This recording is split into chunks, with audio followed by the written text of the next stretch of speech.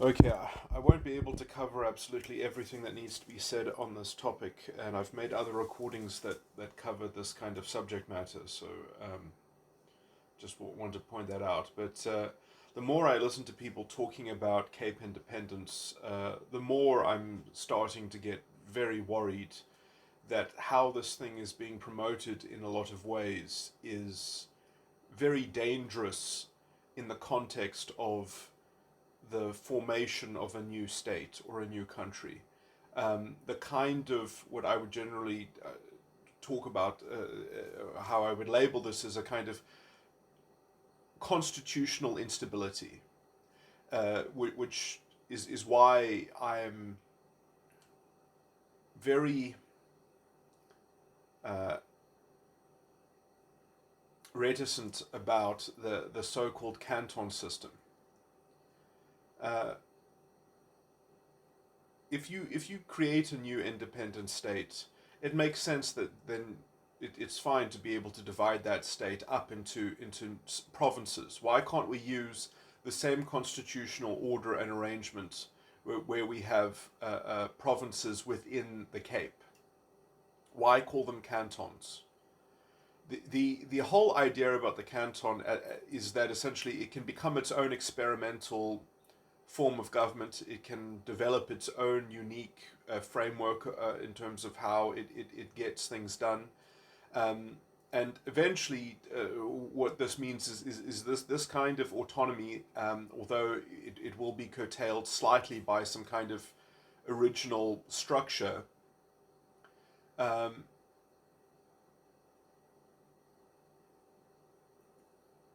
has as its primary sort of advocacy and what makes it appealing to people is that essentially with 50% plus one of the votes, you can essentially define what justice means. You can make up your own law as you go along. This is the kind of the the seemingly the clarion call for responsive government because the people themselves will have their hands on the lever of power. This is a recipe for the French Revolution.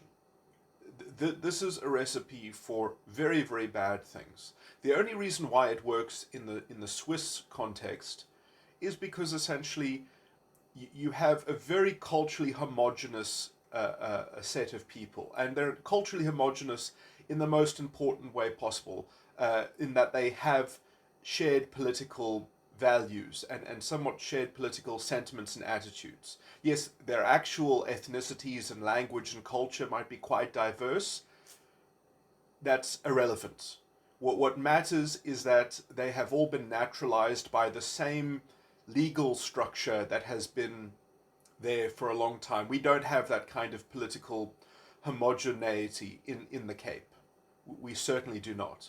Not only do we have vast cultural differences, but we also essentially have different political values, and we have different basic conceptions of what justice means themselves. If you add 50% plus one vote into defining what justice means, you can't have a shared state that has a fractured idea of how to define justice. You can't have these little autonomous zones that can go and define justice independently from one another. You need to have a shared justice system. If you don't have a shared justice system, you don't have a shared state.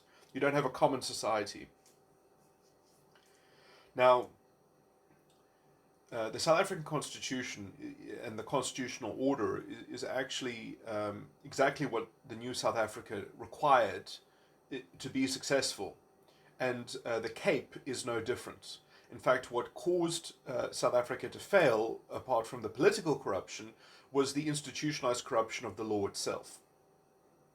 The value of non-racialism, and also um, the, the abrogation of the Constitutional Court's duty to guarantee the rights of the citizens in terms of actually doing their job and uh, using the criteria of the limitations clause and things like that in order to safeguard people's constitutional rights, which they stopped doing after they invented the governmental prerogative to allow the government to define however they wanted to define disadvantaged.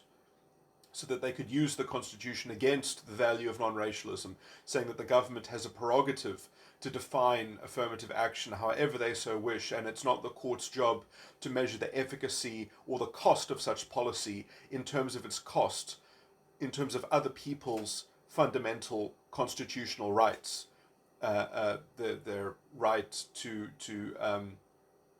equal and protection and benefit under the law, and to actually do the limitations clause tests of criteria. Is this worth the trade-off? Is this kind of black economic empowerment worth the trade-off? Never mind that just even by definitionally saying that the designation of black South African is defined as disadvantaged, that is essentially a complete destruction of the value of non-racialism. That some rich politician can be just as disadvantaged as some poor person just because they have a superficial feature of the color of their skin. And it is that basic moral corruption that has facilitated the state corruption and state patronage. But anyway, this has essentially caused a certain gaslighting of the whole society, because it's created this toxic racial consciousness, because that's how the law works, is that you have to see race more than anything else. That people are disadvantaged based on their race because that's how the law defines it. It's a complete corruption, which has essentially destroyed the ethos of the New South Africa, but it also has promoted this toxic democratic illiteracy and this kind of also this disgusting sort of racial chauvinism and its very strange and confused and murky apologetics that whenever you hear people talking about this stuff on talk radio, and that they are often talking about the need to combat systemic oppression and systemic racism, that all goes into grifting towards continuing this moral corruption that facilitates the state corruption, because a lot of people got their positions because they were just designated as disadvantaged. And so you have this whole society that has all these toxic double standards, and you can't ever unplug from it, because then you show the imposters to be what they are, and the whole house of cards collapses, and the artificial and unsustainable so-called empowerment and development that we have supposedly sort of engaged in starts to be tested in terms of meritocracy, which is something that we need to go through, because we need to have authentic, genuine development that has real ladders of development and success, and real programs that actually target disadvantage, not superficial features. And so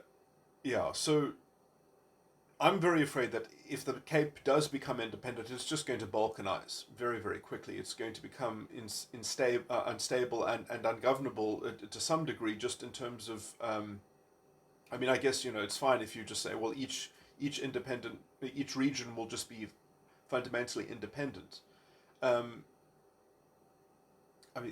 This is problematic on so many levels, because how are these things going to coordinate? Because, many regions cannot survive independently.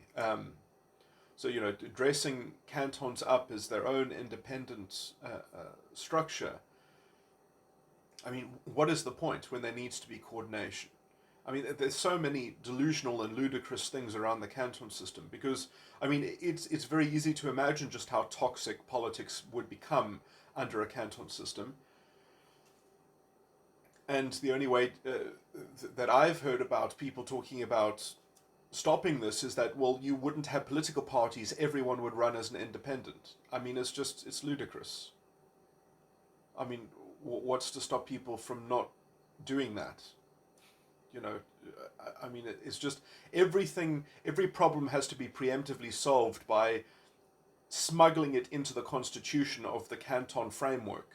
And so you have to kind of have everything right at the start that avoids all the problems and that has the perfect system. But systems are never perfect.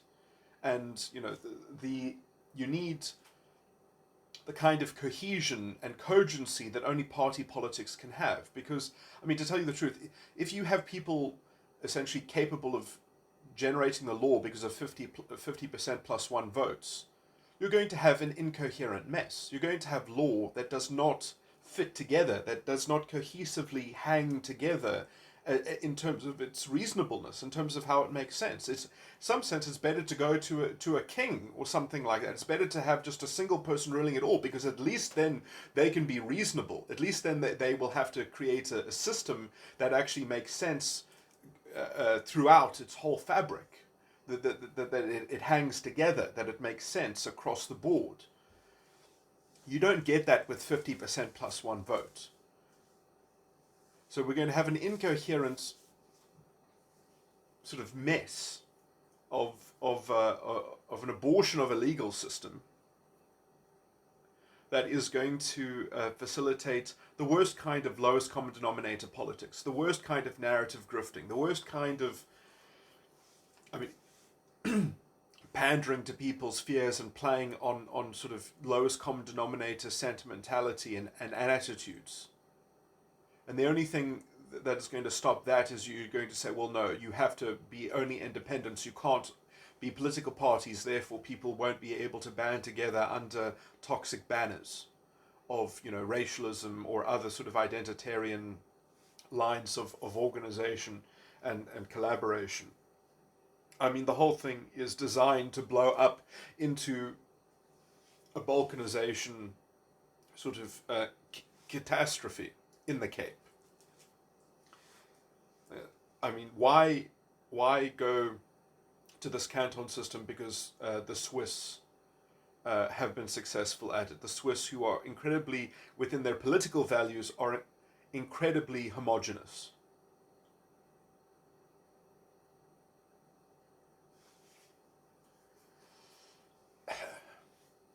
Yeah, so hear people, I'm just listening to this podcast, I guess, where people are discussing, and they say that,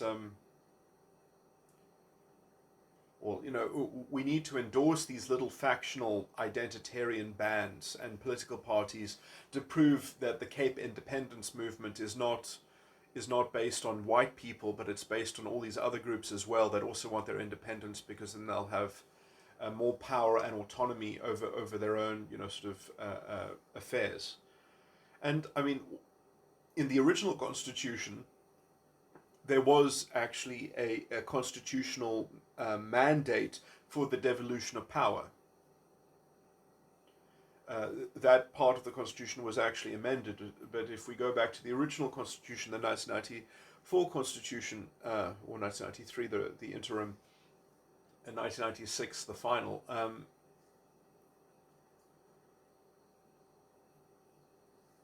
there's a constitutional duty towards devolution, and if a local province had the capacity to take on a certain power that a higher sphere of government was doing, they would be able to essentially claim that power through some kind of court process or through some kind of negotiation. Sometimes these things do need negotiation depending on how they are being orchestrated at the higher level. But or if there's a certain cost-benefit analysis to be had, because there's some kind of benefit that is occurring doing it at the higher level, then perhaps it's potentially arguable. But you're not always comparing apples and oranges. But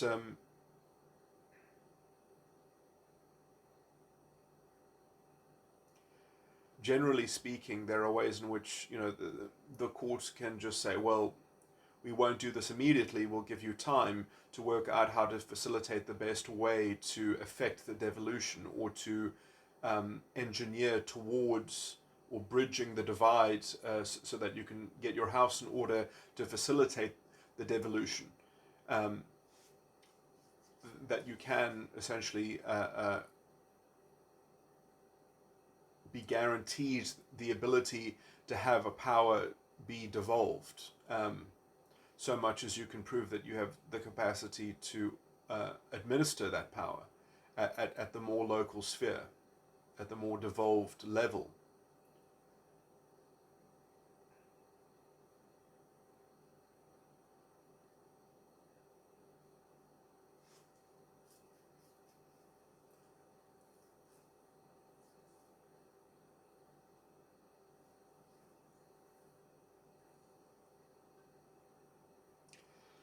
you know, on some level it can be very problematic because, you know, sometimes the more local you get, mostly the harder it is to get sort of quality administration and managerial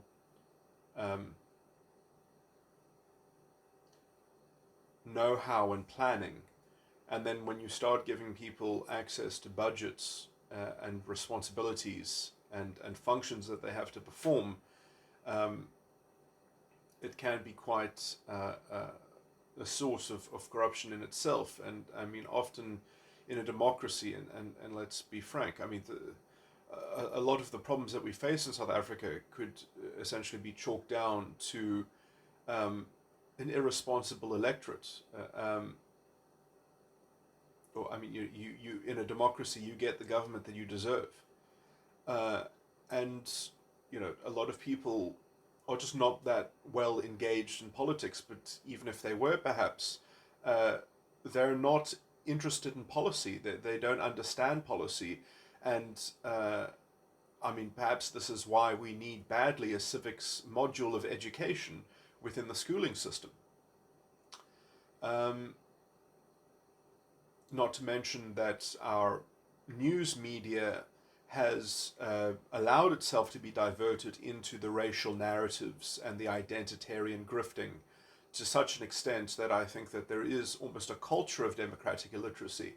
And to sort of solidify or crystallize this degradation,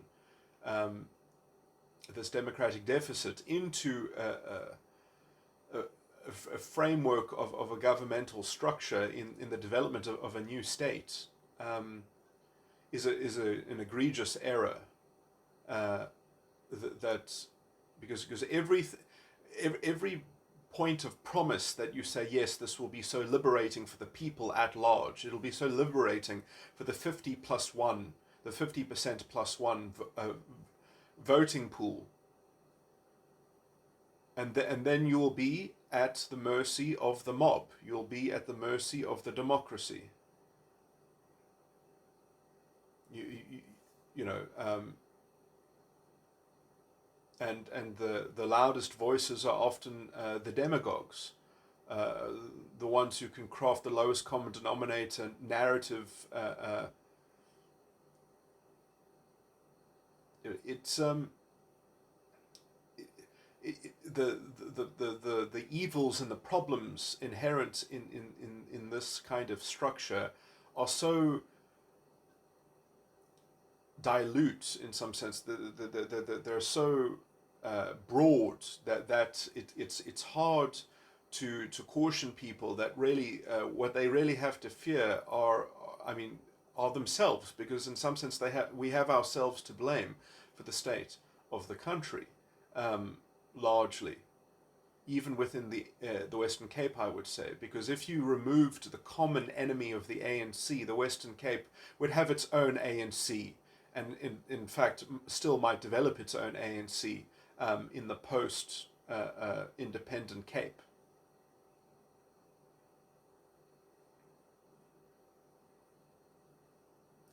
Only that the demographics are slightly more split. And so it would be harder to create a narrative, but it would still be possible to create a narrative. Obviously, what the ANC has going for it on the national sphere is that black nationalism or black racial chauvinism and black first policy or racial conscious rhetoric and political values can at least be imagined to have a kind of electoral responsiveness, that you can imagine that there is a majority out there. But obviously, if you chauvinism only works around a single identity, whereas there's a kind of equal divide between coloured and black in terms of the demographics in the Cape. So if there were going to be chauvinistic, identitarian parties developing, they would be divided. Uh, and you cannot say that Patricia DeLille, that the Good Party, and you cannot say that the Cape Coloured Congress is not an ANC waiting to happen. And just as the ANC started with its humble uh, and righteous cause of empowerment and development, we see how the moral corruption develops into state corruption, and it would go much the same in the independent Cape, unless you actually have a constitutional order that doesn't allow it to happen. Because we don't have the kind of, hopefully we won't have, I mean, this is the problem, is that you can never really, if the political system gets so corrupt, you can't stop the other organs of state falling.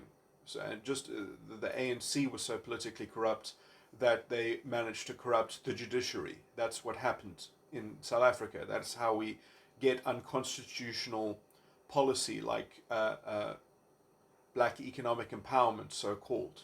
And well, that's what it does, is it empowers the racial category. It doesn't empower disadvantaged people. It empowers whatever blackness is, and blackness is the human shield of the poor that the politically connected black elites can use the poor as a human shield to facilitate their plutocracy.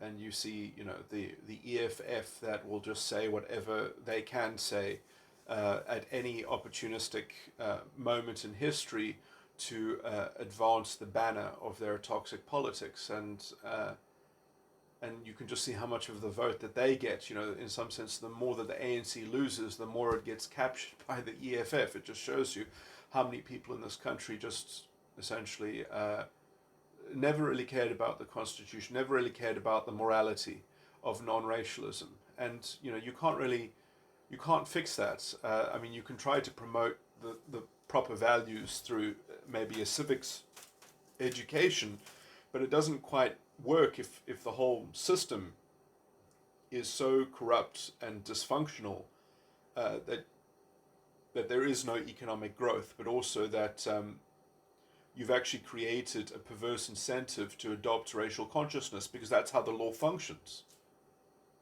You can't be a victim, or you can't be a beneficiary of black economic empowerment without having your moral being corrupted and tainted just by association with living in such a racialist system.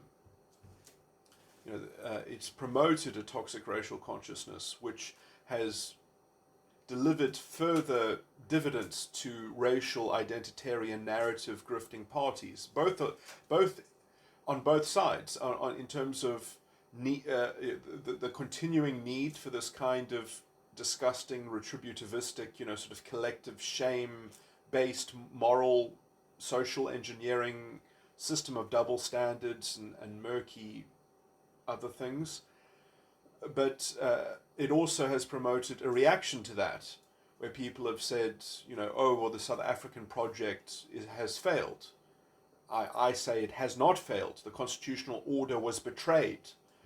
What we need is a new constitutional court. We need a judicial revolution, because these are not political issues. It should not be a political issue that you can choose how to define disadvantage.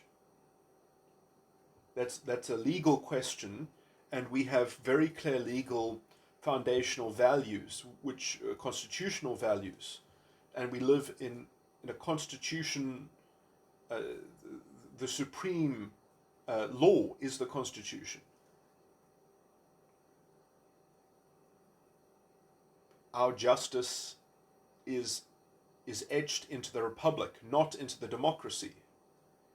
And we can see already, in terms of how the Constitution has been used as a scapegoat, we can see the grind towards overt fascistic politics and overt tyrannical sort of authoritarian, majoritarian, I mean, the Nazis supposedly were endorsed by majorities, but what does it matter when you control the media and the media is spouting things that are fundamentally anti-constitutional? These people should be locked up for constitutional damages, just as the lecturers, the race and gender studies professors, and the syllabuses that have been corrupted with this anti-constitutional propaganda. These people are war criminals in the making. They have ceded, well, in as much as that this might eventually lead towards some kind of tyranny and genocide, but just in terms of the constitutional damages that have been done, this is a kind of crime against humanity. I mean, apartheid was defined as a crime against humanity. How can these people in our country that produce this anti-constitutional propaganda, under what moral aegis, under what excuse do they have for themselves that they have contravened the highest supreme law in the land? What excuse do they have? That it's fashionable, and that it was taught to them at university, and there's enough of people patting themselves on the back and encouraging each other to facilitate the moral corruption that facilitates the state corruption. That's what we've got. We've got a proto-fascistic intelligentsia on public radios and things like that. I mean, this should have been cut out by the courts. The courts should have said, this is not on. You can't be on public airwaves. You can't be paid from the public purse and promote this kind of anti-constitutional propaganda. You don't have the freedom you don't have academic freedom to make moral arguments against the Constitution in your sociology classes and in your race and gender studies classes, which are quite frankly Aryan studies version 2.0. It's the same thing as Aryan studies. The same way that there was the Darwinistic theory of the time, and then they said, well, it's all about racial purity, and then it had this narrative of blood and soil attached to it, and it was all about racial superiority and racial inferiority. Well, how is this any different? Now we've got inherited moral superiority and inherited moral inferiority. And instead of Darwinism, we've got a more esoteric version of social constructs and sociological statistics showing that groups are oppressing one another, because if you just look at the differential outcomes. So you just blindly read the sociological statistics and you say, well, this is the moral impetus that we need in intervention on the outcomes. Never mind the process, never mind the morality of how the process of how much you're disrupting meritocracy, how much you're destroying the real work that would have to be done for actual empowerment and development of the disadvantaged. Because if you actually empower a disadvantaged person, then you're actually assisting the system, you're not disrupting it. You need to actually destroy the system at the same time. I mean, it's sort of this identity politics is so fundamentally parasitic. It's really strange that it actually has to force the system to fail so that it can say that it needs more of itself to continue. It's like the ANC style of well, yes, we keep on messing things up. That's why we need more radical power over things. It's a disgusting joke. And usually you should have a judge saying, no, this disgusting charade, this farce can't continue. But no, instead they invented a governmental prerogative so that the government gets to define what non-racialism means, essentially. Because they've been able to decide and define what disadvantaged means, they have actually corrupted the very notion of what non-racialism is, which is exactly what the identity politics has also done, which is also why they're so toxic to, let's say, healthy forms of identity, like common civic nationalism, that we all share the South African identity. Now we have sportsmen having to take the knee because you have to supplicate the national identity to the racial identity. You have to destroy all other identities so that racial consciousness, which has been the only thing that's grown in South Africa. That's what we have. We have the growth of racial consciousness and the growth of black pride and the hurt feelings and the need for black pride. The never-ending self-fueling grievance. It's the self-disempowerment that then demands more need, because somehow what's really holding people back is that their mind is corrupted by white privilege, that their mind has been infiltrated by... What is different between white privilege and the Jewish conspiracy theory? That the Nazis used to complain that the Aryans, their minds had been invaded by the Jewish conspiracy. It's the same fucking thing. It's the same fascism. It's just a shell game. It's just got a different window dressing. It's the same corruption of the legal system. It's the same legal positivistic democratic excuse that, well, we've got 50% plus one, so we get to define what words mean, we get to tell culture what it means. And the whole South African system was based on the fact that the judiciary would keep the lines clear so that there could be proper democratic accountability for poor leadership. But all the lines have been shifted because words have been morally corrupted. The law has been institutionally corrupted to facilitate the corruption in politics. And until we address that moral corruption as the first priority, until we get the principles and the values sanctified and corrected and protected within the structure, you can't even start to have a functioning democracy. I mean, maybe it'll be interesting to see how the electorate responds to the current turmoil, but this is all a symptom of the moral corruption, and no one has talked about fixing the moral corruption of the law.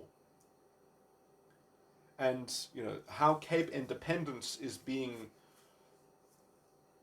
as far as I can see, how it's being promoted is quite frankly, I would rather live under a monarch. I would rather live, at least if you are ruled by a single person, you can expect some consistency and reason. But if you're ruled by 50 plus 1%, you can have one law that gives an answer to that question, another law that gives an answer to another question, and these two answers don't fit together. You're going to have, that's not how law has to have values, it has to have principles. Otherwise, we are going to forever be at the mercy of narrative grifting and lowest common denominator politics. We're going to have a mob rule. But I mean, also, the idea that you're going to sort of let people take out their particular, there is this quite, I'll call it even a juvenile, sentimental idea that people really just need to be empowered and they really just need to sort of have direct political power and all these sorts of things. I think that they already have enough power. They are suffering from their own bad decisions. The idea that they're going to have a more direct voice as to the decisions that are made, and then you have the whole manipulation of who gets to frame the question, who gets to frame the choice of which box to tick. Because, pollsters know this, that how you phrase the question will radically alter the measured result.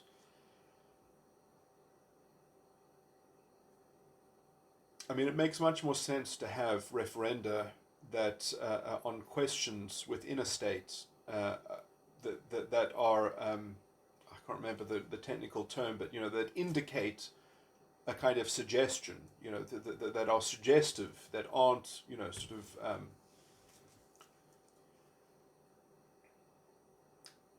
they don't have to be followed with a certain sort of prescription.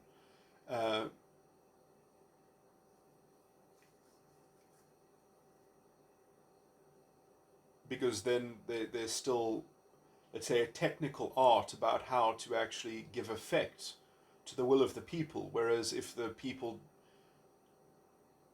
designate that will directly, then you're going to be stuck with a very basic lowest common denominator kind of formulation, because you had to phrase the question simply enough.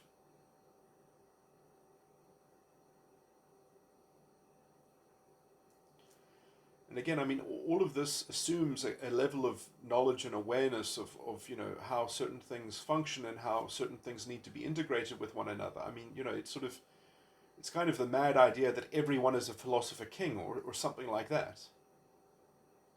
And if it isn't based on the assumption that everyone is a philosopher king or capable of being a philosopher king, then it really is just a kind of demagoguery and form of irresponsibility, because you are just going to be ruled by the mob, and whoever is a thought leader good enough at shaping popular opinions and popular attitudes and sentiments.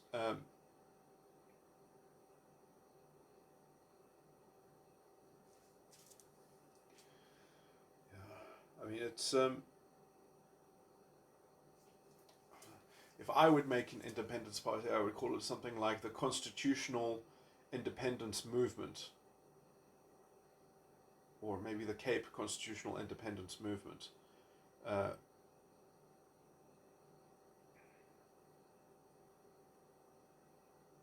And essentially, it would then, I think, be able to draw the lines very clearly. It's that we need to establish our own constitutional court, and we need to save as much of South Africa as we can, but within some kind of legally coherent framework. So obviously provinces can join us and join this new constitutional court, and we have to obviously get judges. We have to get a quorum of judges that are willing to back this judicial revolution. And we can also say that other parts of the country that are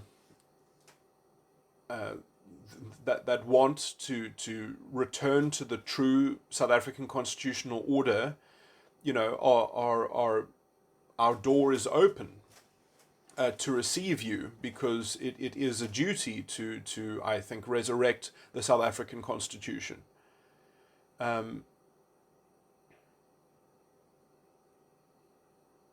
And to recover as much of the country as possible. Obviously, it's not going to be possible to. It's going to have to be a contiguous structure. It's going to have to be you can't just include territories that are separated like an island. So you're going to have to create some kind of contiguous structure for a territory, but and I mean, maybe in the negotiation of independence with the ANC or whatever the ruling coalition is, maybe you would curtail some of that, because there is also a need to have a stable peace with one's neighbors, but and maybe it would be good just to have a stable country and establish it so that it can show itself as a model to hold the remaining old South Africa in shame for its betrayal, and show how self-destructive it's been, and show also the electorate that endorsed that self-destruction, because at the end of the day we can't really say that this is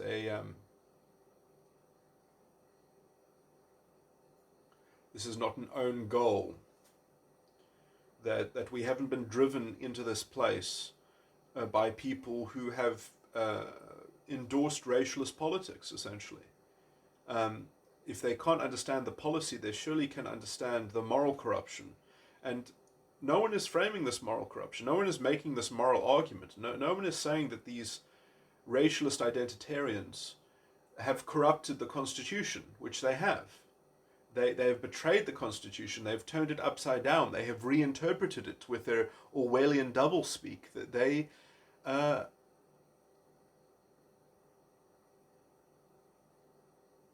just because they got some ANC appointed judges to go along with them, it's quite frankly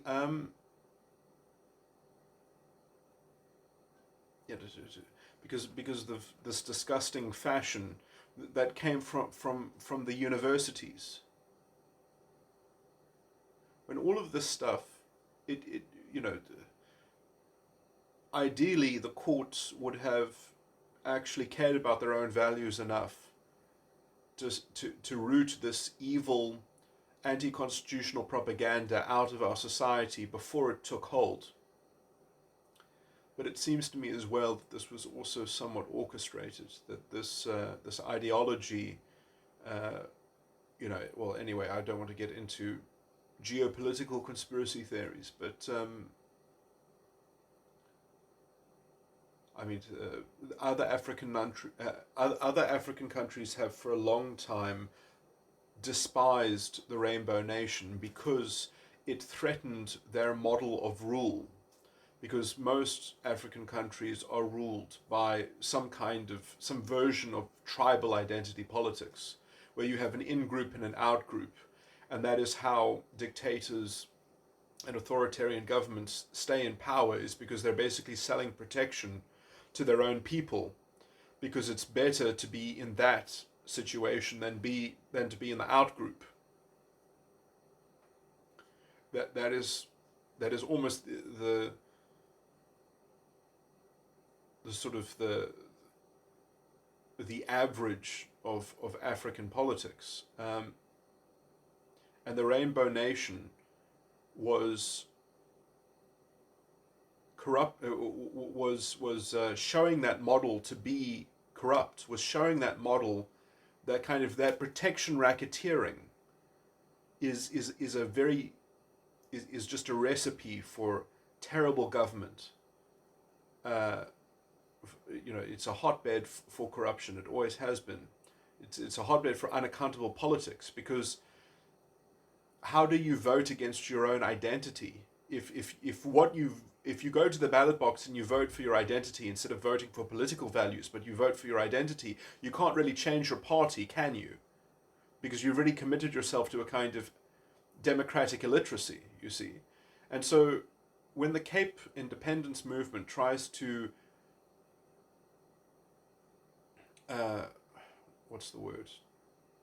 align itself with this kind of politics, which is what in some sense the canton system does. I mean, this what the canton system is also has this kind of version of promoting itself. It's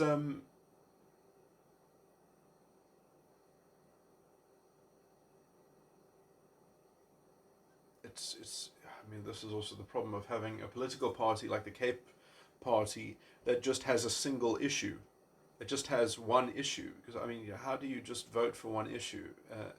It's very easy to hold rallies because everyone imagines that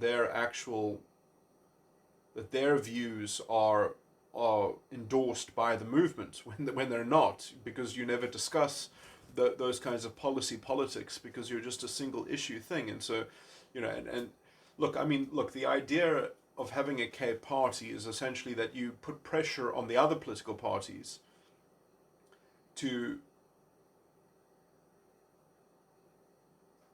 that they're going to lose votes unless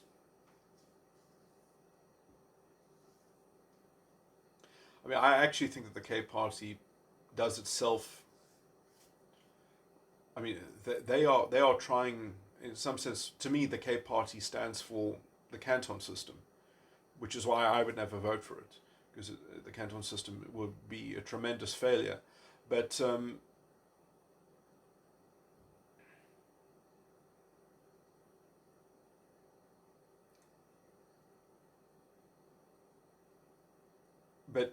essentially, I think that the independence movement should not get involved in local elections.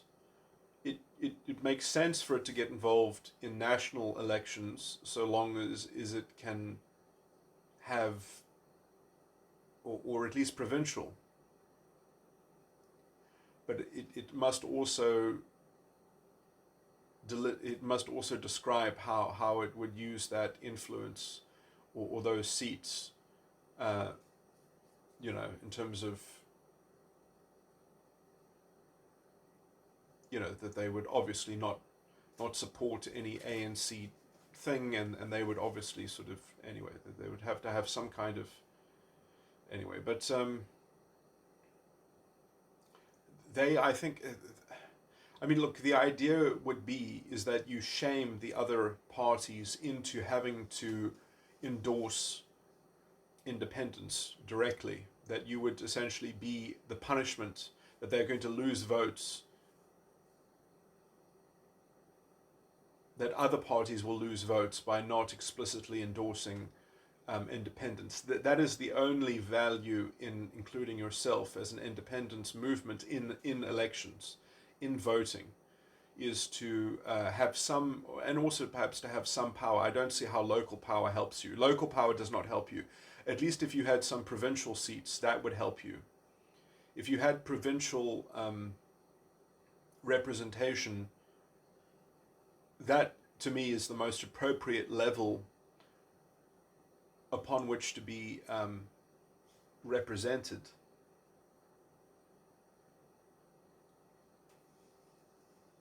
Because that's probably also what matters the most. Because, in some sense, you might split the vote.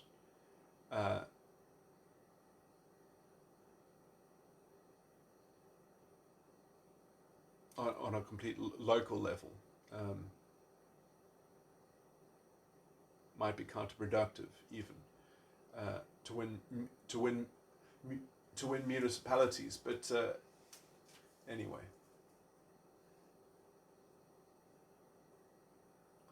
But yeah, national and provincial, and especially provincial, I think makes the most sense.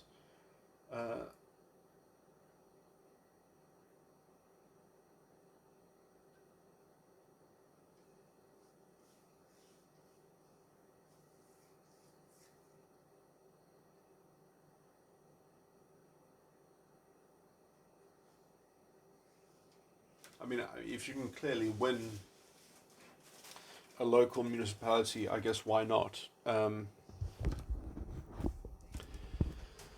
Anyway, but yeah, I think in some sense it might weaken the movement, because people do also vote tactically, and you might not do so well, and then that makes your movement look weaker than it really is, and that is perhaps more problematic. But yeah.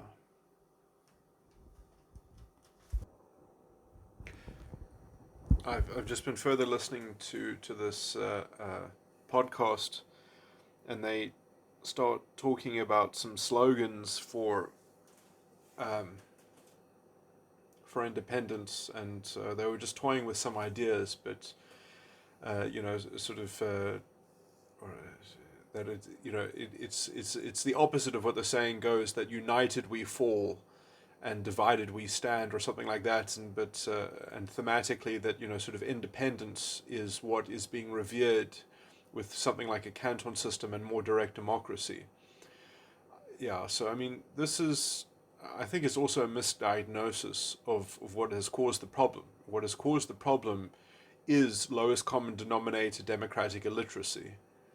Kind of chauvinism, and the idea that people are going to have their interests better catered to, and actually individualism is, as much as it is facilitated, it's facilitated first of all by the integrity or the fabric and the framework of a system, of a political system that includes the culture and the people involved in it. It's you can have the best system on paper, but if you have enough political corruption, it doesn't mean a damn thing. So the people are on the hook for it. It's like what Benjamin Franklin said. You have freedom so long as you can sort of keep it. To somewhat generalize the point that he was making in that quote, because he was making it specifically about the American system, and there is something in that the people, the electorates in the American system, are much more under the gun, because if they get a rotten Senate or legislature in one of their states, they can do whatever they want. They can set up a tyranny. They have some protections against the state from the Constitution, which are pretty much lines in the sand, which we can Anyway, it's interesting watching the current politics in America, but let me not get tangentially sidetracked. That individualism is actually very hard to safeguard within a society, and one of the ways in which you sacrifice it to the altar of direct democracy and lowest common denominator demagoguery. That's why I say inflammatory things like it would be better to have a monarch, because at least if you had a monarch, then at least you would have some protection against incoherence in the legal framework, because then at least one person, it would have to be reasonable at least to one person's perspective, and then potentially you could work on them. You could argue with them, or you could develop their thinking. You could develop one person's thinking, but you can't develop the thinking of a mob.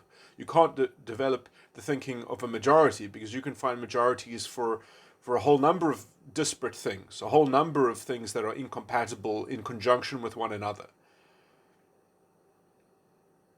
At least in party politics, people are forced to create a party line. They have to sort of create a memorandum, or they have to create sort of a campaign that at least has to have some kind of innate cohesion within its thinking.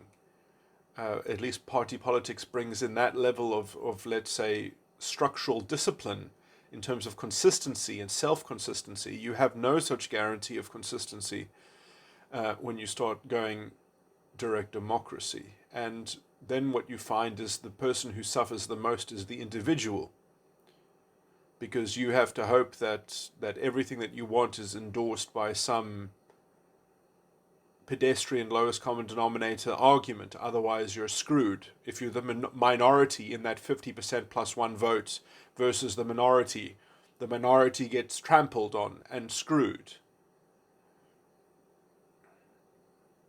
This is why I think that the true guarantee is the guarantee for the individual, is the rights of the individual, which is a system that we used to have, which was essentially sacrificed to the altar of political corruption. And the question is in failing to diagnose the real cause of our problem in South Africa, are we going to now create a political system that is simply going to replicate that error and make us prone to a never-ending cycle of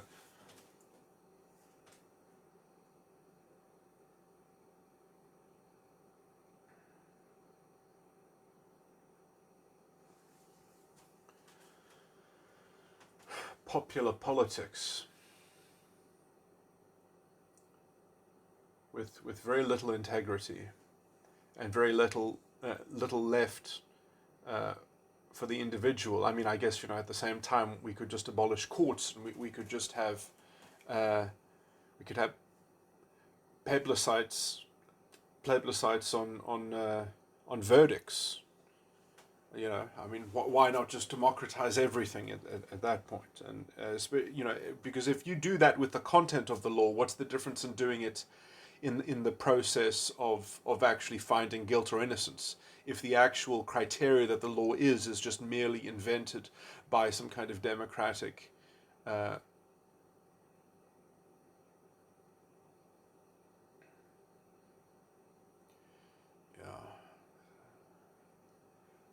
the French Revolution. Whenever you try to harness those, let's say, those fertile energies of trying to dignify the mob with its sentiments, everyone wants to believe.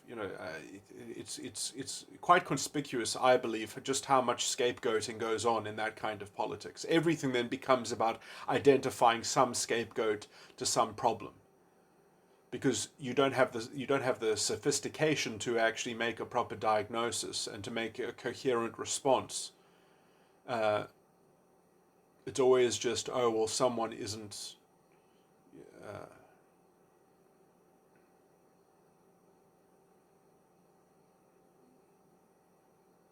And then there's always the age-old sort of leftist scapegoat of, well, there isn't enough money, so why don't we just nationalize everything? And why don't we just sort of conscript more, that essentially, the reason why things aren't working is because we need to essentially have a more disproportionate progressive tax system, or we have to have a more radical uh,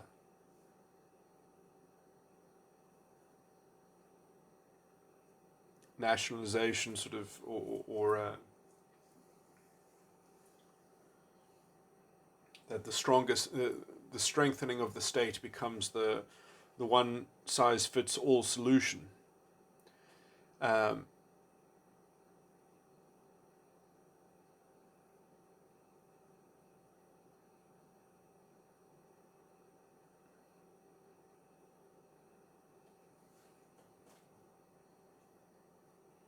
the reason why I talk about the progressive tax system is because it's interesting that the progressive tax system does have quite a lot of perverse incentives and problems, fundamental problems, sort of hidden within it, in that it actually forces governmental administrators or anyone who has a budget of public funds.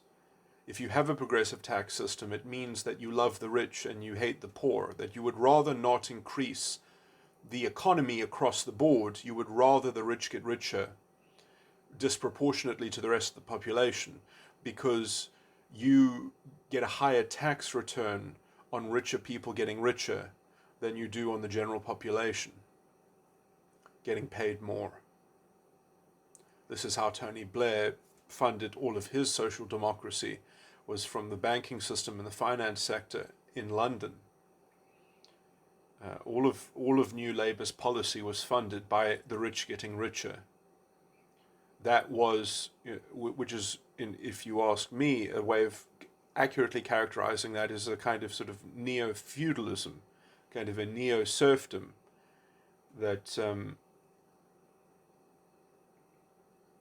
it comes at the cost of sort of kicking out the ladder, and then you also don't get a proper turnover of, because big established companies don't get disrupted because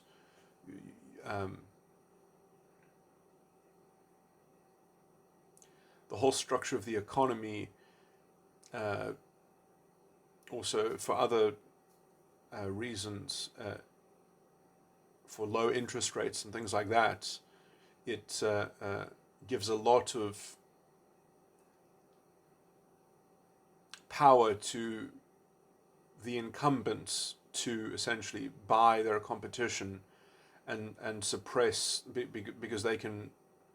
because you can borrow money so cheaply, and so you don't get the I can't remember the economics term, but because when companies fail is actually part of the health of the economy, because it allows more efficient use of assets and resources, and that reordering doesn't happen if you don't have, let's say, bust cycles, as it were, that actually result in companies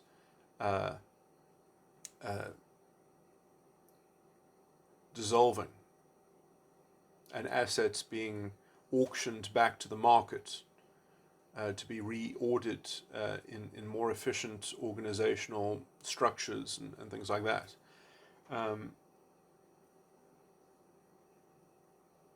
All of these things happen less when you have lower interest rates.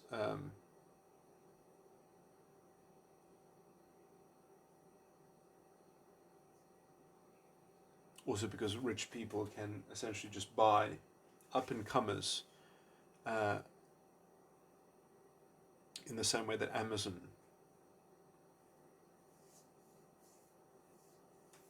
and all these big companies just, they buy small and medium companies with interesting IP or interesting sort of models, and they just sort of integrate them, and you don't get any kind of disruption. You don't get a turnover of the big sort of conglomerates at the top. And that's very bad for prices, because then you get these big bloated companies. You don't get these companies that are very agile and fit their niche and have very targeted sort of solutions to problems.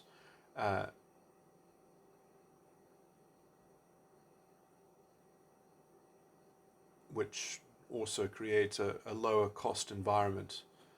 And that's also how you get more productivity and more efficiency, which is actually what really creates wealth in a society. But yeah, productivity and efficiency and reorganization essentially are what the current structure is very much locked into. But that happens when you have ideological red tape. That's what happens when you have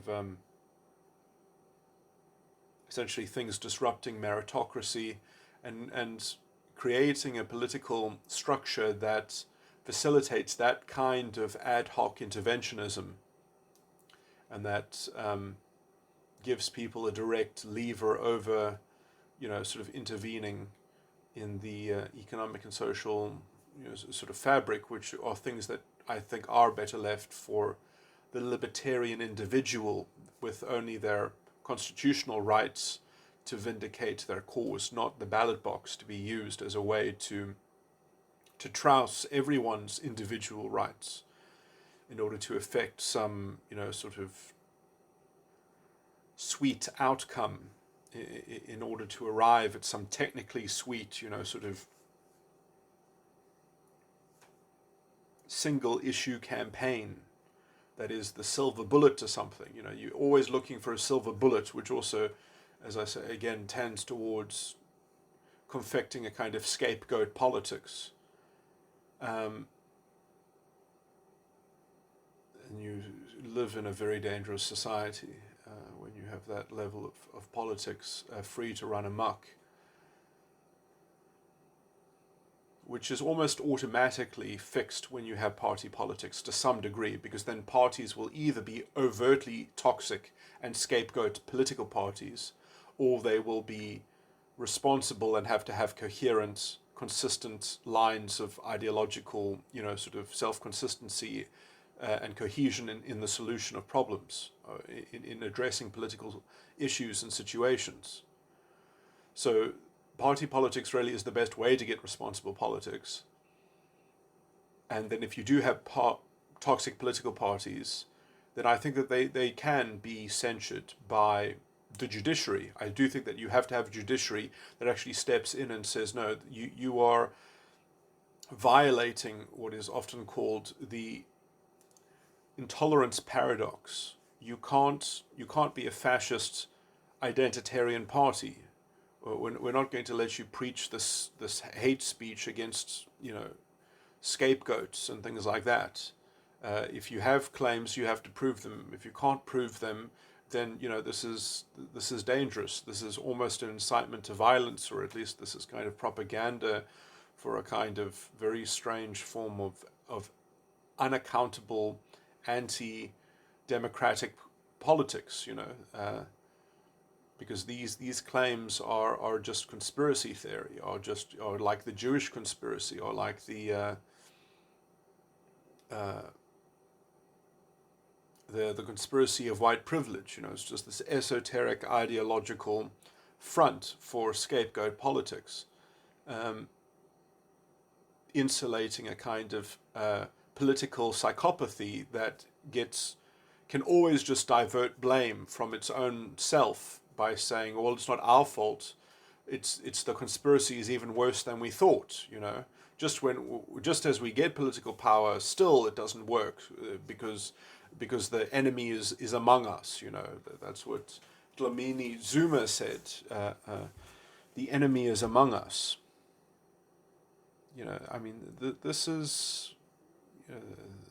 This is fascistic politics, and it is irresponsible, and it is also unconstitutional, I would argue. But it's more overt when you take away their ability to make racialist laws and unconstitutional laws, and also when you fire their lecturers and their professors, and you charge those lecturers and professors fines for their constitutional damages. Or you, quite frankly, perhaps you lock some of them up as well. Some of them who are blatant fascists. Professor Lushaba of UCT, people like that. I mean, these are people who are, I mean, these are, I mean, if we do have a genocide in this country, it's going to be because of people like that, because of scum like that. There are a lot of people in the media, quite frankly, who, if we had the Nuremberg trials, would be essentially just as guilty as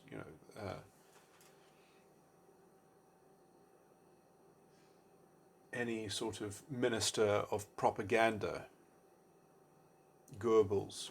I mean, we have lots of those people around, sadly.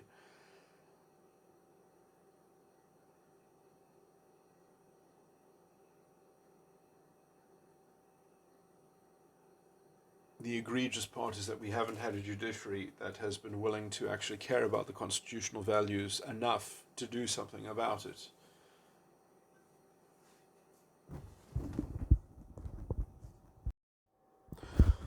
I had wished to make this addendum to my last recording talking about the corruption, the institutionalized corruption of the law and the judiciary in South Africa.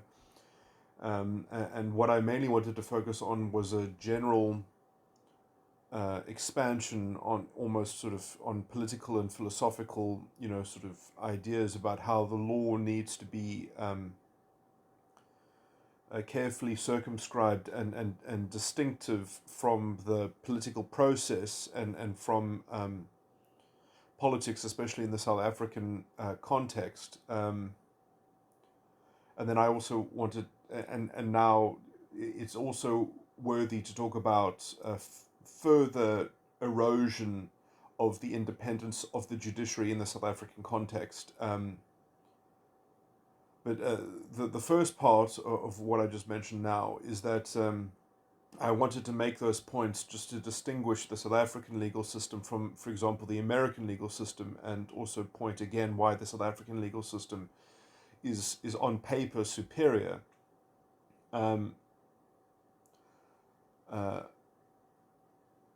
Although what's going on in South Africa is such a shambles that sort of basic questions that have always plagued any kind of constitutional democracy are problematic, which is how do you facilitate the appointment of judges, which is increasingly, I would say, hard to do in the South African context because of the poisonous Julius Malema is on the Judicial Services Commission. I mean, it's just insane. I mean, you have an open fascist in the context of appointing judges, and so and not to mention the high level to which politics has already corrupted judicial appointments and the law itself, in terms of decisions that have been made that make political issues things that should never be political issues, like the definition of disadvantaged, that the judges have actually, the Constitutional Court has said that basically it's not for judges to decide how disadvantage and affirmative action is to be administered. That there's a purely governmental prerogative to choose how they want to do these things. They've created a political football out of something that should have never been allowed to there has to be a certain amount of constitutional rigor and standards that have to be passed before the government can decide to do how it wants to do. It gets to appoint the personnel, it gets to decide on the nature of the program, but that nature of the program can't just be anything. It has to be a constitutional character of a project or an affirmative action program. Has to meet some basic threshold. But anyway, let me not repeat myself from earlier. But okay, so yeah, there's so many things that I've brought up now. So let me just talk about the first issue, about the mores of society.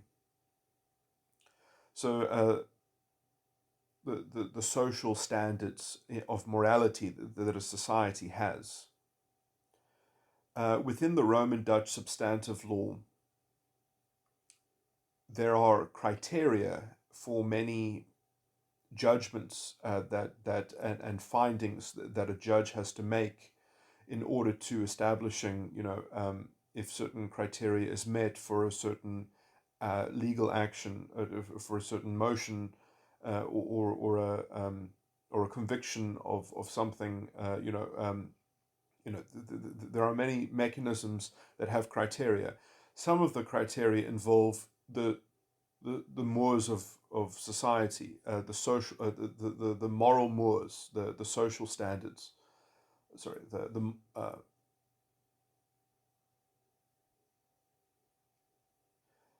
so that element, in some sense, is especially where Parliament is empowered to create legislation to be the voice of the social mores. That Parliament, as a democratic organ, can essentially take it upon itself to frame the law in such a way as to creating a mouthpiece, an outlet, an expression of what the social mores of in a particular subject matter or issue, what they are. And therefore, you can have a way in which Parliament can directly interface with the substantive law and not break the system of principles and fundamental values and legal maxims, that these things can work with each other. Um,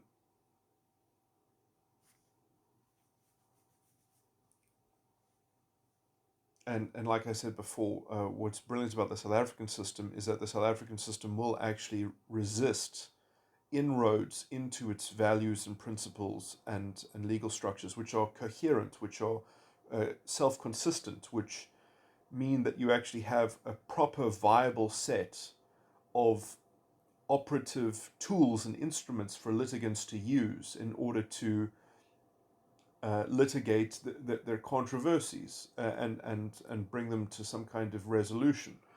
Um, and this is very edifying for the integrity of litigants, for the individual to be able to take to task and have a broad range of tools that all fit together in a cohesive, even philosophical system, that is coherent, that makes sense, that where reason can be used to extract justice. Now, you don't have any of that in the American system because all these instruments do exist, but they're all invented by the legislature. They are literally made out of nothing. There is some jurisprudence, but that jurisprudence is really just there to fill the gap of where the legislature is silent and just to try and make it as cohesive as possible, or rather as comprehensive as possible, because I would say that it is fundamentally incapable of being cohesive, except to basically, it's cohesive in exalting the rule of the majority, in exalting the voice of the democracy as being the arbiter of morality and the arbiter of law itself, and even of reason, that they can semantically define things. That essentially, even if the judiciary has its own formulations of certain things, the legislature can quite frankly redefine the semantics of those formulations. They can redefine the words that go into those formulations, which means that there are no values in the judiciary independently of whatever the legislature has put into them, or commands them to be so. And that command is also haphazard because it can change. It can radically remodel itself. It can radically repromulgate sections of the law in this way. So law becomes an invention in this wise. It becomes a manufactured product to be remanufactured, to be recalled and reassessed and redeployed. It's an experimental trial and error process. The substantive law in America is the substantive law of America is trial and error, which is quite frankly undignified, because you don't have a comprehensive, coherent self-consistent system to rely on in order to extract justice through reason. You can't do that. This is why I make the inflammatory comment that I would rather live under a sovereign than under the rule of the mob, under the Napoleonic corruption of the American system or the continental European system. I don't want justice defined by a democracy. I want it etched into the republic itself. And the constitutional rights that America has are, quite frankly, void for vagueness. They are lines in the sand to be redrawn. They don't have very clear values and principles. Again, these are things that fill in the gaps to some degree, and in some sense are also trying to maximize the power that the legislature has, to maximize the governmental prerogative. The judge is always there rationalizing how to save the intention of the legislature, essentially, not the cohesion and the comprehensive self-consistency of the values and principles that are needed to actually have a substantive legal framework. The substantive legal framework is an invention in America, is an experiment in America. It is a trial and error process. Everyone in America is essentially a lab rat in the context of their legal framework, which I find undignified, which I find, there can be no pretense that you are infantilized relative to the Leviathan of the state. You have only the shoddiest of lines in the sand between you and your so-called inalienable rights, which again is a bit of a farce, because I think rights are made even weaker when you make them absolute.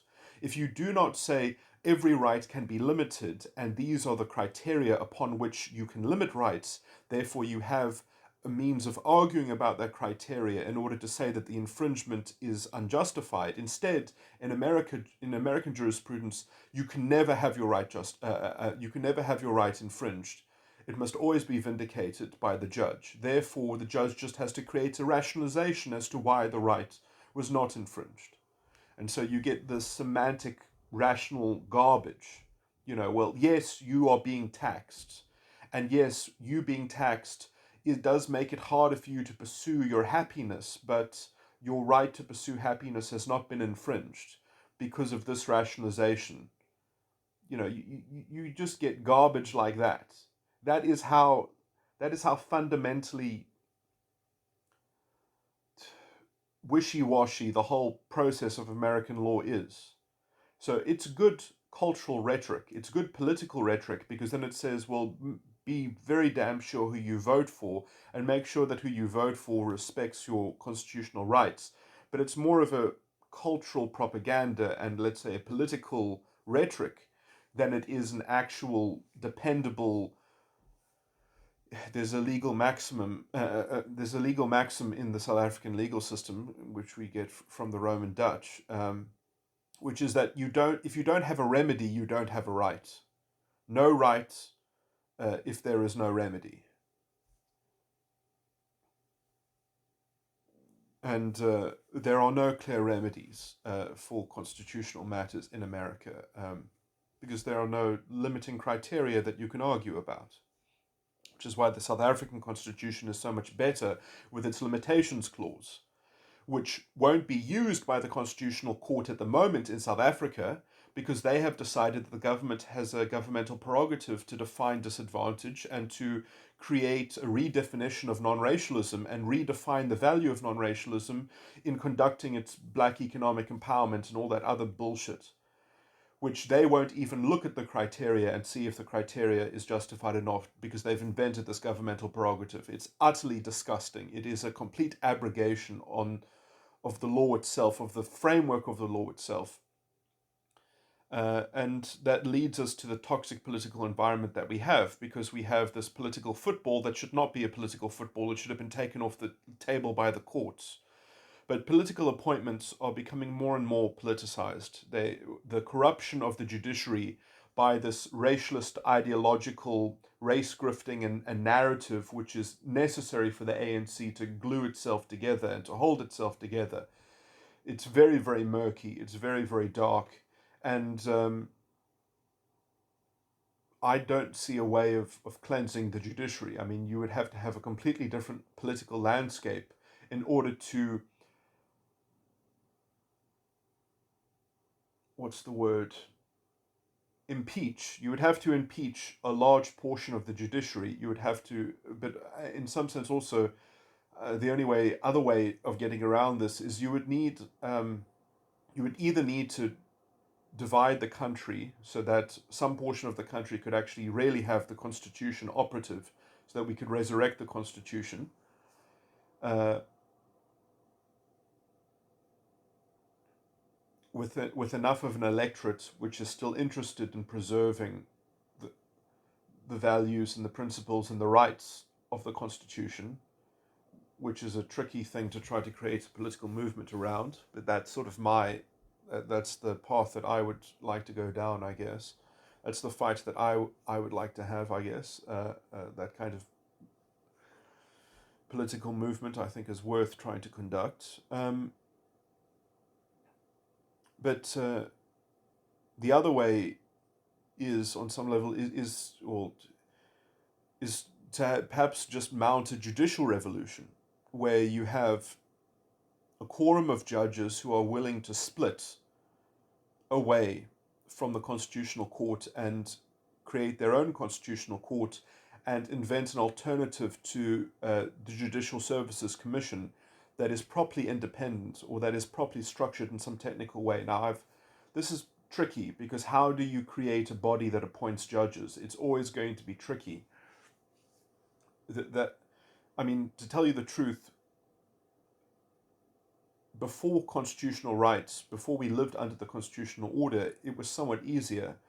The judiciary was somewhat more independent. The senior advocates would among themselves essentially select who the judges would be. Senior advocates would become acting judges, and then eventually their appointments would be made. Because you always wanted judges to be the best of the best, the brightest, the people at the top of the people with the top legal minds.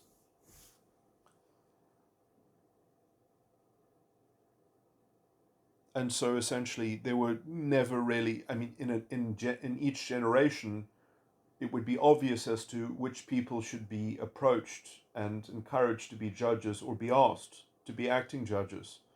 It would be obvious from their performance as an advocate that in the South African legal system, advocates are the lawyers that operate in the high courts, and attorneys generally do other things, and they also appear in the lower courts. Because the lower courts are a bit different from the higher courts in terms of the higher courts have universal jurisdiction on subject matter. The lower courts do not. The lower courts are creatures of statutes. They are essentially they just follow the law that's on the books, whereas in the higher courts you have this opening, this toolbox of principles and values and legal maxims and reasoning everything from the ground up. That's the true precious gem that the substantive legal system is in the South African legal tradition, is that it really is independent. It really does have to ground everything from the ground up, potentially. It's in fact, high courts have the ability to regulate their own procedure. They can condone and even modulate their own procedure radically in order to fit the case before them, or something like that. They are meant to be one-stop shops for justice, essentially. Obviously, they also have courts. You have the higher courts, which include the high courts, and then also the appellate division. And the appellate division can be appealed to multiple times as well.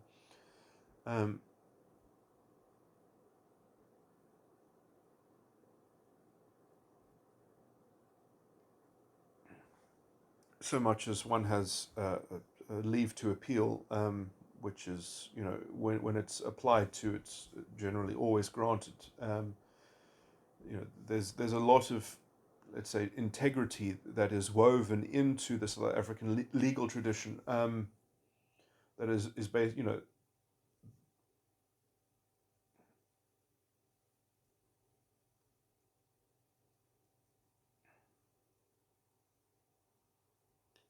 because who could say that, it's impossible for someone to think of an outlying reason that one has not exhaustively dispelled, that the whole sentence or decision of a judge could not be vastly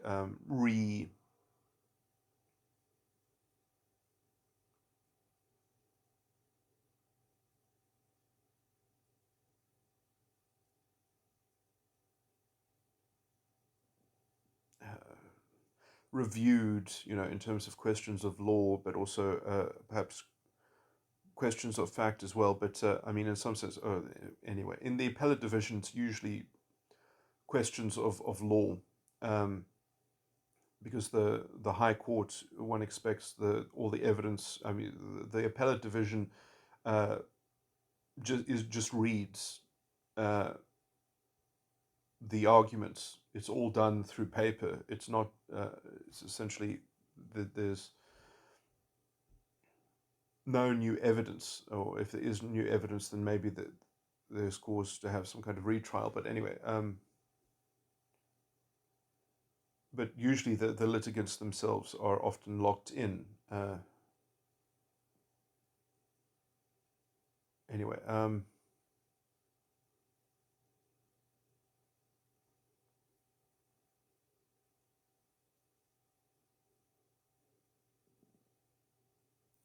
I'm talking about broad issues that are not worth getting into, but so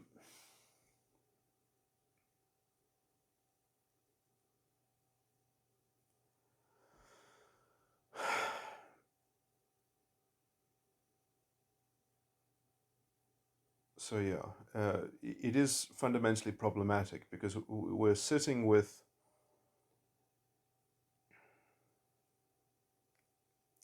the increasing depreciation of a judiciary that is being made to look like a joke because of all this political pressure and political interference, and and what has resulted in the cultivation of a legal positivism, of a kind of fascistic legal positivism, in which now the judiciary is a reflection of expedient politics and what is convenient to the ruling party. I mean, we can see this even recently when a chief justice, was asked to make a report on if it was better to have a delayed election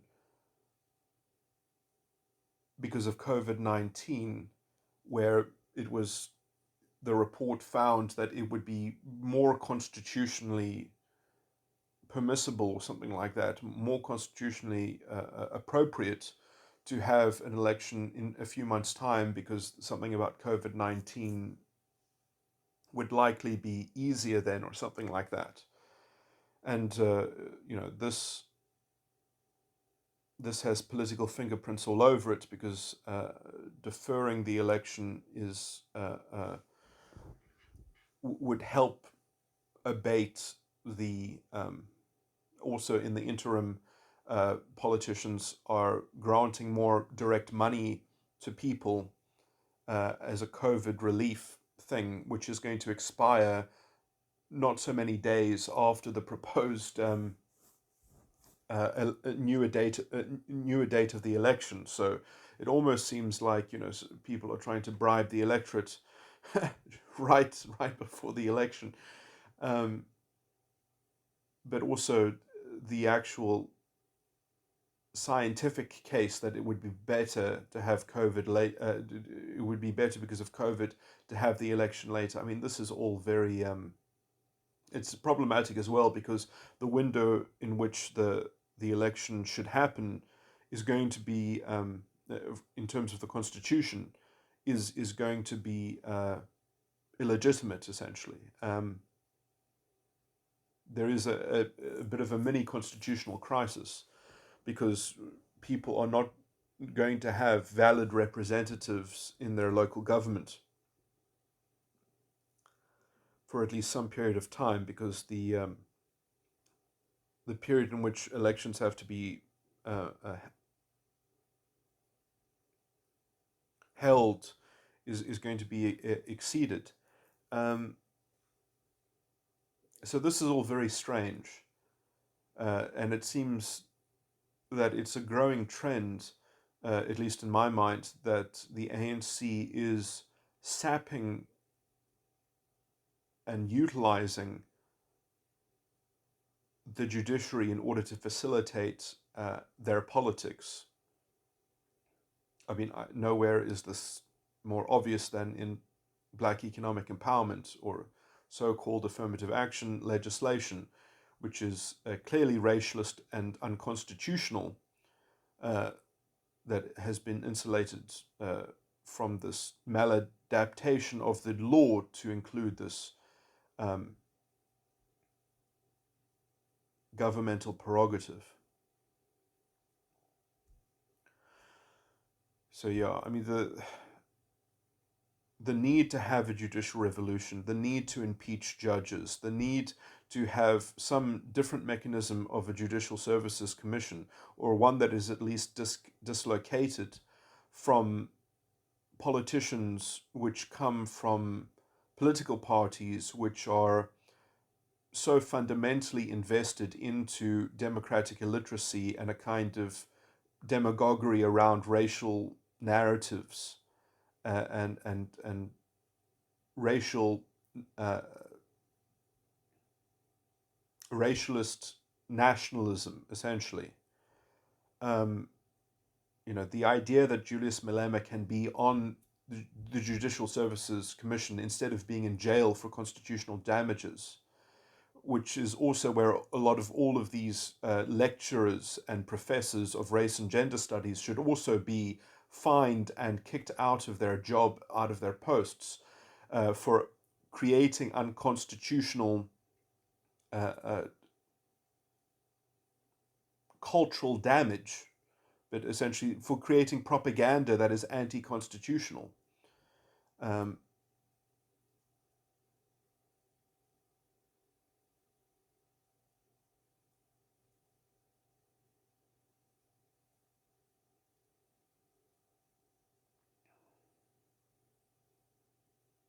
They have supposedly used their academic freedom in order to explore a very corrupt version of moral philosophy, and to use lies, and statistics in order to create a moral argument, which is quite frankly fundamentally undemocratic. It's in some sense it is democratic illiteracy incarnate, and it has been this influence that has allowed the news media to indulge in essentially protecting the ANC from its own mismanagement of things, because it is seen that, well, you need someone to champion the racial narrative. And so even though the ANC is inefficient, well, at least they say the right things about identitarian ideology. At least they, have this deep thread of fascism, essentially.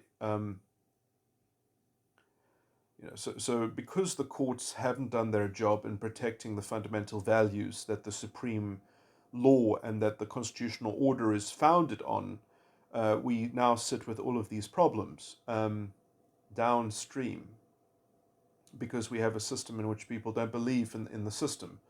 They have given themselves over to the racialist ideology, and they've invented excuses for it. They have shirked their own duty to the Constitution. And when this country does go, if this country goes up in smoke, they must share the punishment. They should be equally prone to sentencing and verdicts. They should be shoulder to shoulder with the racialists, because they created the jurisprudence that concealed and disguised and legitimized that disgusting racialism. They invented the governmental prerogative. They invented these proto-fascist legal implements, which are a gift to the racial nationalists. And they, quite frankly, probably did so under political pressure, or at least under the alignment of values, in terms of the fact that they were appointed by politicians that they aided in supplying with these dark tools of constitutional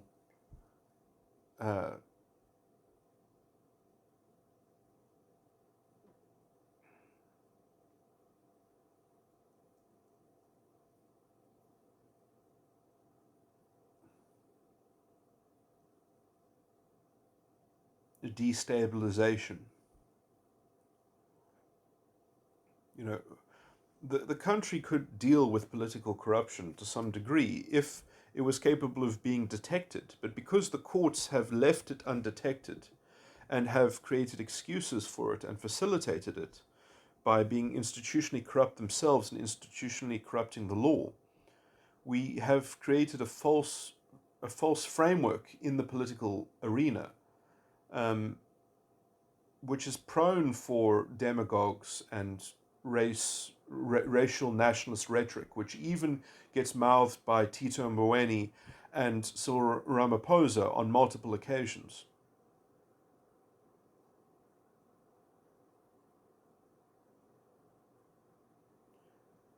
But I blame the politicians less than I blame the judges, because it's the judges who have a duty to the supreme law and the Constitution. And they have simply tried to pretend that they are American judges. They have simply been influenced by American legal professors who gave them the excuses that they needed, that imported that disgusting Napoleonic corrupted framework from America, saying, well, you could just pretend that you're an American judge, that you're not a fucking South African judge.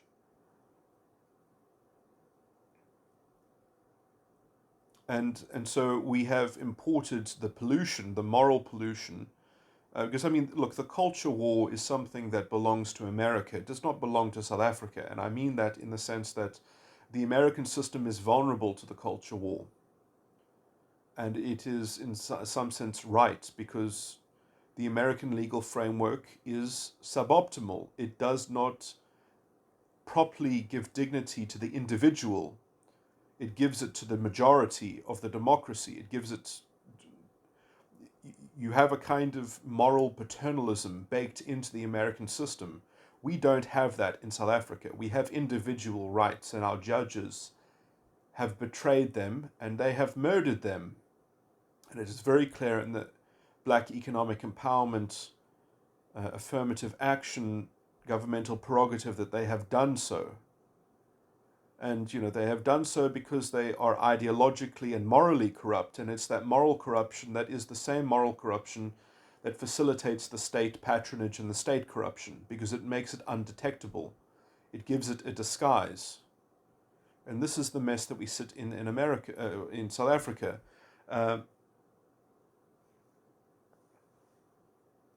And it has also created all this toxic culture in South Africa, in this toxic racial consciousness, which is facilitated and promoted by the law itself, because you have to treat people like tokens of their race. That is what is expected in the law itself, because disadvantage is merely defined by the designation of your skin color. A black South African is by definition disadvantaged according to the Black economic empowerment legislation. It's disgusting. There's no excuse for that kind of conflation, for that kind of disgusting racial reductionism, which is obviously being used as the kleptocratic elite, the politically connected elite, get to use the poor as a human shield in order to facilitate their theft and their exploitation of this legislation, which is unconstitutional, which has not been found to be unconstitutional because of the institutionalized corruption of the judges themselves. So here we have the real collusion, and this doesn't need to be spoken of as a conspiracy. This is an institutionalized corruption of the law, and it is bold and it is obvious. And the only way to get rid of it is to impeach the judges, is to create a new constitutional court, and is potentially to divide the country into a section that is actually capable of respecting the Constitution and leaving the rest to continue their strange fascistic experiment and political debauchery and semantic game playing and other disgusting things that Julius Malema and the same toxic rhetoric which Cyril Ramaphosa will also indulge in every now and again, because it is the only thing holding his decrepit party together.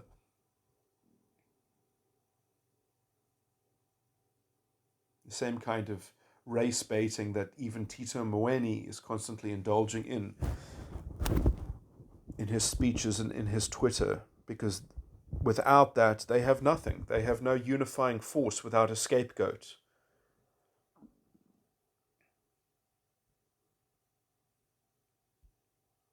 And this is facilitated because our values have been betrayed by our judges.